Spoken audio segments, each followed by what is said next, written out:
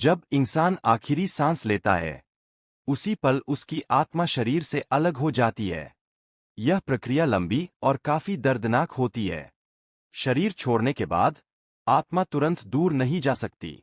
वह अपने ही शरीर के आसपास भटकती रहती है और अपनी ही आंखों से घरवालों को देखती है, अपने लिए अंतिम संस्कार करते हुए। उनकी चीखें और रोना, ये सब आत्मा की इस दुनिया की आखिरी यादें बन जाती है। कुछ समय बाद यमलोक के दूत लोहे की जंजीर से आत्मा को बांधकर उसे सबसे पहले गांव की चौखट यानी भूमि देवता के पास ले जाते हैं। वहां उसकी पहचान जांची जाती है। उसका पृथ्वी लोक का हिसाब यानी जीवित रजिस्टर बंद किया जाता है और फिर यमलोक पहुंचने का एक परमिट दिया जाता है। इसके बाद आत्मा को एक बार घर जाने की अनुमति मिलती है, अपनों द्वारा दी गई धन दौलत और वस्तुएं लेने के लिए, जो आगे की यात्रा में काम आएंगी। फिर दूत आत्मा को लेकर नीचे नीचे ले जाते हैं, जैसे किसी लिफ्ट की तरह। लंबा सफर तय करने के बाद भूतद्वार यानी प्रेतों का पहला दरवाजा दिखाई देता है। यहाँ 18 रक्षक आत्मा की पहचान जांचते हैं।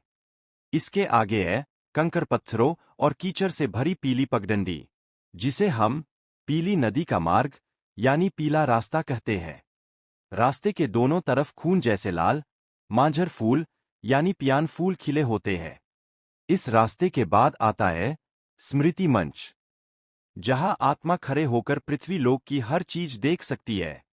कई आत्माएं यहां खड़े खड़े रोती है, अपने अपनों को याद करके। फिर आता है डरावना कुत्तों का जंगल। यहां से गुजरने के लिए हाथ में रखा मांस भूखे कुत्तों को देना पड़ता है। अगर मांस नहीं है तो वे काट भी सकते हैं। इसके बाद है सोने का पहाड़, जहां विशालकाय मुर्गे जैसे प्राणी रहते हैं, जिन्हों को 5 अन्न चढ़ाकर रास्ता साफ करना पड़ता है।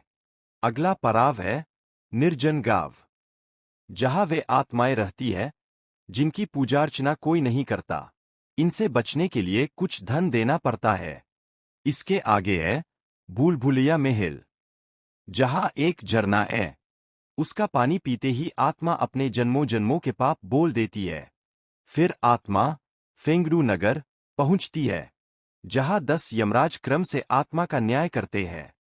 छोटे पाप वालों को 51 दिन की शिक्षा और बड़े पाप वालों को सीधा 18 परतों वाले नरक में भेजा जाता है।